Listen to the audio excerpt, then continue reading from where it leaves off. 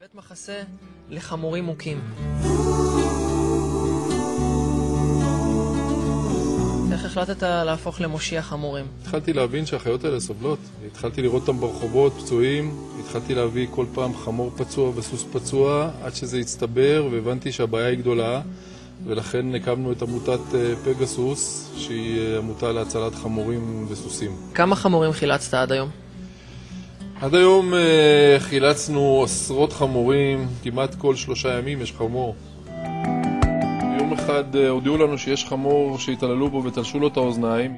פשוט הייתי עמום שראיתי את זה, אז כאילו אתה יכול לחשוב עד כמה בן אדם יכול להיות אכזרי בצורה כזאת, זה כבר משהו מוגזם, לתלוש לו את זה, אני לא רוצה לחשוב על הכאבים שהיו. אין לי כל כך מה להגיד שאני רואה דבר כזה, זה פשוט אכזריות. כזה חמור טוב.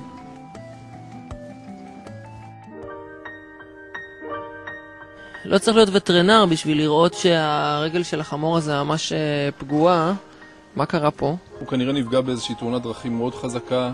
פה הרגל נשברה לגמרי, אבל התכופפה והוא נשען עליה, הוא יכול להשתמש בה. פה כל הכתף יצאה לו החוצה, הרגל נשארה ישר. פשוט ראינו אותו ככה, אספנו אותו, הבאנו אותו לפה, ראינו שהוא מסתדר. מה זה עושה לך שחמור משתקם?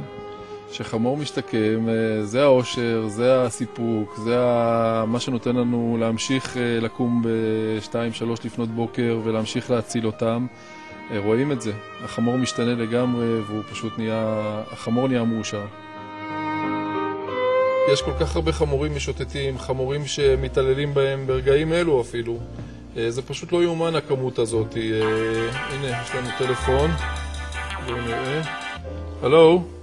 תשתדלו לקשור אותו ותתקשרו אליי עוד 10 דקות שאני אהיה ברכב, תתנו לי נתונים מדויקים יותר.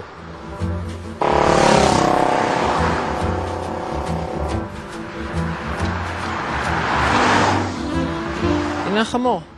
כן, לך תדע איך הוא הגיע לפה, כביש כזה סואן. בנס, הוא לא מת, ובנס לא מתו פה אנשים. יש לו פה מלא פצעים ודם. הפצעים האלה יכולים להעיד שרכב פגע בו והוא יתהפך כמה פעמים. מה שנעשה עכשיו, נוציא אותו מהכביש כדבר ראשון, נעמיס אותו על הרכב להובלת בעלי חיים וניקח אותו לבית המחסה לבדיקה ראשונית. נראה לי שאנחנו צריכים פה עזרה עם החמור הזה. בוא תן לי יד, שים אותה פה מאחור. אוי. נמשוך אותה איתי. קדימה. רגע, תחזרו לאולפן בינתיים. אנחנו דוחפים חמור. אוקיי.